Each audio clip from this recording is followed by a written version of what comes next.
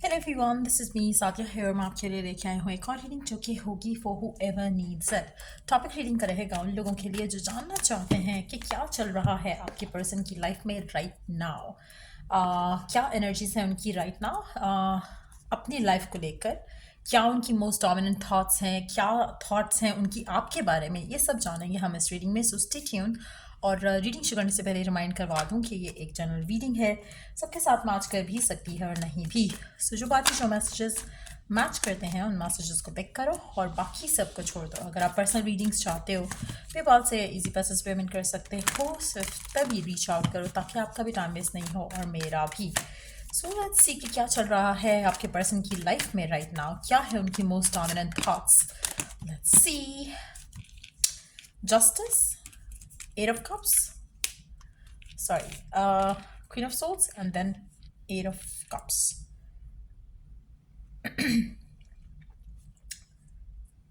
Let's take clarifiers. क्या है उनकी most dominant thoughts?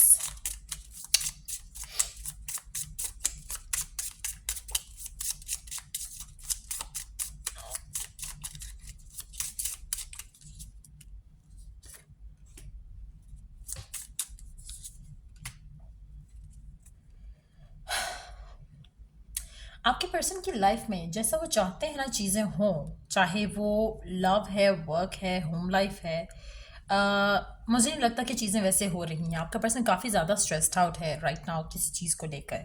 उनको लगता है कि उनको जस्टिस नहीं मिल रहा और वो जस्टिस आगे नहीं कर पा रहे हैं लोगों के साथ अपनी लाइफ में।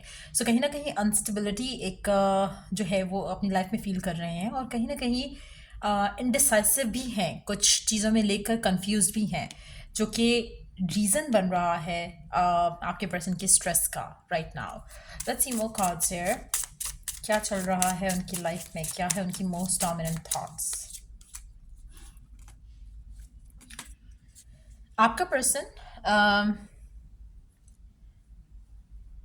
गिवन सिचुएशन में वर्क सिनेरियोज में इतना घिरे हुए हैं, इतना ज़्यादा कुछ चल रहा है उनके वर्क सिनेरियो में कि लव को लेकर उनके पास टाइम नहीं है। अगर आप इसके साथ हो तब भी, अगर आप इसके साथ नहीं हो तब भी, मुझे नहीं लगता कि आपके पर्सन के पास लव रिलेशनशिप स्पेसिफिक समवन को लेकर कोई भी टाइम है। मुझे लगता है कि आपके पर्सन के दिल में किसी को लेकर फीलिंग्स हैं, चाहे वो आप है या कोई और है, लेकिन एट द सेम टाइम उनके पास लव के लिए टाइम नहीं है। अगर उनकी फैमिली भी उनको कहती है कि तुम शादी कर लो या आप अपनी लव लाइफ के अंदर आगे बढ़ो, तो मुझे नहीं लगता कि आपके पर्सन जो है उसका आंसर उनके पास कुछ है, क्योंकि वो टाइम नहीं निकाल पा रहे हैं लव लाइफ के ऊपर फोकस करने के लिए। सो अगर कोई रिश्ता भी आता है तो मुझे नहीं लगता कि पर्सन कंसिडर कर रहा है, क्योंकि पर्सनल लाइफ में कुछ चीज़ें हैं जो कि नहीं हो रही जैसा वो चाहते हैं। मुझे लगता है कि जब तक इनकी पर्सनल लाइफ बेहतर नहीं होती, आपका पर्सन जो है अपने बाकी एरियाज ऑफ लाइफ में जो है वो कुछ इम्प्रूवमेंट जो है वो नहीं लेकर आएंगे, अपने एंड से कोई एफर्ट नहीं लेकर आएंगे। Let's see more cards here. क्या है उनकी मोस्ट डोमिनेंट थॉट्स।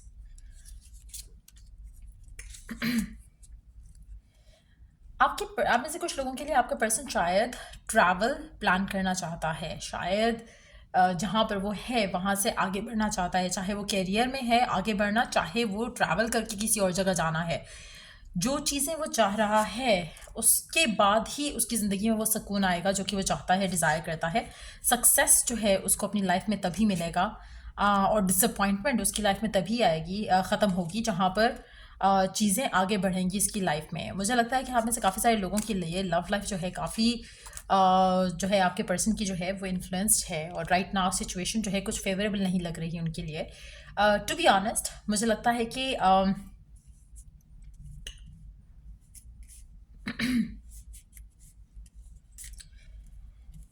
जो भी ये पर्सन है जिसके साथ आप करंटली डील कर रहे हो, आने वाले टाइम में जो ये काम करना चाह रहे हैं, जिस चीज़ का वेट कर रहे हैं, ये आने वाले दिनों में, आने वाले टाइम में मुझे लगता है कि खुद में, अपनी लाइफ में, अपनी चॉइसेस में डिसअपॉइंटेड होने वाले हैं या फिर हो रहे हैं ऑलरेडी। आने वाले दिनों में ज़्यादा इन्फ्लुएंस लग रहा है इस थॉट का उनकी लाइफ में, क्योंकि मुझे लगता है आने वाले दिनों में this person is going to choose to walk away from something. वो चाहे उनकी फैमिली है, फैमिली रिस्पॉन्सिबिलिटीज़ हैं, काम है, जो भी सिचुएशन है जो कि इनको बॉदर कर रही है यहाँ पर, ये उस चीज़ को छोड़ने के लिए रेडी हो जाएंगे। जो भी इनका एक गोल है, एक विश है, एक डिज़ायर है, जैसे होता है ना कि आप अपने आप को चूज़ करते हो कि हाँ पहले ये हो जाए फिर मैं ये करूँगा, तो वो क्योंकि नहीं हो रहा है और वो चाह रहे हैं कि हो जाए, तभी वो अपनी लव लाइफ को परस्यू करेंगे। मुझे लगता है कि आने वाले दिनों में ये उस चीज़ को लेकर गिव अप करने वाले हैं। जो भी वो चीज़ रोक रही थी इनको, उस चीज़ को छोड़ने वाले हैं। सो आने वाले दिनों में आप देखोगे कि पर्सन जो है, जो भी चीज़ें इनकी ज़िंदगी में इनकी ज़िंदगी को अनस्टेबल कर रही थी, वो ये चीज़ें छोड़कर अपने आप से डिसअपॉइंटमेंट जो है उनको, और जो डिसअपॉइंटमेंट है उनको इस चीज़ से रिलेटेड, उसको एक्सेप्ट करते हुए आगे बढ़ेंगे अपनी अपनी लव लाइफ की तरफ, अपने लव लाइफ का डिसीजन लेने के लिए। सो मुझे लगता है कि आने वाले दिनों में आपका पर्सन, उसने जो सेल्फ इम्पोज्ड ब्लॉक्स हैं उसके ऊपर, वो उनसे हट कर, उनको छोड़कर आगे बढ़ेगा अपनी लाइफ में। तो मुझे लगता है कि राइट नाउ गिवन सिचुएशन में शायद आपके पर्सन जो हैं फील कर रहे हैं कि उनको कुछ डिसीजन बनाना है, और इस डिसीजन से वो फर्दर मोर जो है वो भाग नहीं सकते। और आने वाले दिनों में ये मुझे लगता है कि आपके पर्सन की मोस्ट डोमिनेंट थॉट्स होने वाली हैं, जहाँ पर ये डिसीजन बनाते हुए अपनी ज़िंदगी में आगे बढ़ेंगे। Earning the deck we do have the six of souls. मुझे लगता है कि उनको रियलाइज़ होगा कि it's time for them to move forward, it's time for them to move ahead. आप में से मेजॉरिटी लोगों के लिए आपका पर्सन आने वाले दिनों में अपनी लव लाइफ को लेकर डिसीजन बनाने वाला है। चाहे वो डिसीजन में आपको चूज़ करता है, चाहे वो किसी और को चूज़ करता है, लेकिन वो डेफिनेटली एक डिसीजन बना रहा है अपनी लव लाइफ को लेकर। लेट्स सी कि आपके पर्सन की आपको लेकर क्या थॉट्स हैं।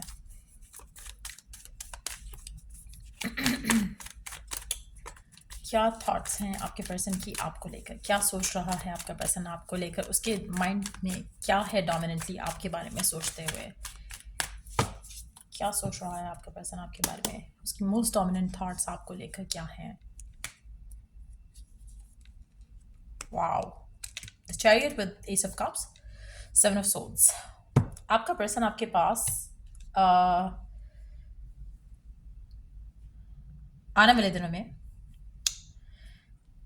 एक चीज़ मैं यहाँ पे मेंशन करूँगी कि आपके पर्सन की जो थॉट्स हैं राइट नाउ भी आपको लेकर, वो ये है कि आप और उसका कनेक्शन जो है, आप दोनों का जो कनेक्शन है, इट्स इट्स समथिंग जो कि जब ये चाहेंगे तो ये वर्कआउट कर सकते हैं। उनको कोई फियर नहीं है कि वो आपको खो सकते हैं, उनको कोई डाउट नहीं है कि चीज़ें वर्कआउट नहीं हो सकी। तो आपके पर्सन को एक चीज़ बहुत क्लियर है आपके साथ कि जब भी वो रेडी होंगे कमिटमेंट के लिए, और अगर आपको अप्रोच करते हैं, वापस आना चाहते हैं आपकी ज़िंदगी में, या आपसे अपनी लव लाइफ आगे लेकर जाना चाहते हैं, वो लेकर जा सकेंगे। उनको वो बहुत ज़्यादा क्लैरिटी है उस चीज़ की, एक फेथ कह लो, क्लैरिटी कह लो। तो उसकी करंट थॉट्स आपको लेकर भी यही हैं कि जो हो रहा है ultimately, if it is meant to happen, ये कनेक्शन आगे जाएगा। तो उनको लगता है कि it is meant to happen, to be honest. उनको वो डाउट नहीं है कि if it is meant to happen, उनको ये फेथ है कि it is meant to happen. तो इवेंचुअली जब भी वो रेडी होते हैं to get married, to be in a relationship, to be in a situation जहाँ पे चीज़ें शादी की तरफ लीड करें, फैमिली इन्वॉल्व हो, तो वो आपके बारे में ज़रूर कंसिडर करेंगे।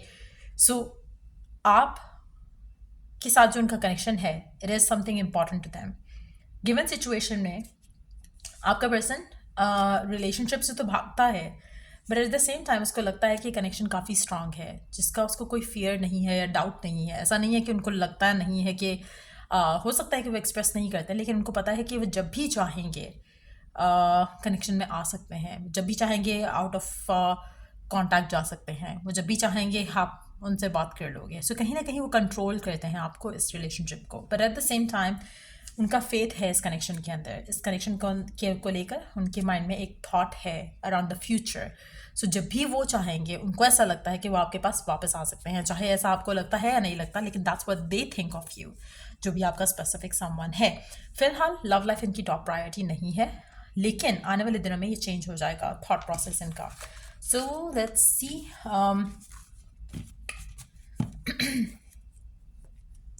एक सेकेंड।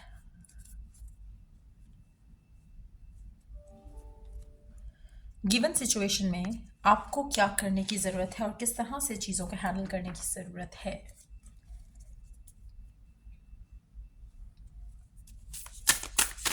आपके लिए गाइडेंस क्या है गिवन सिचुएशन में?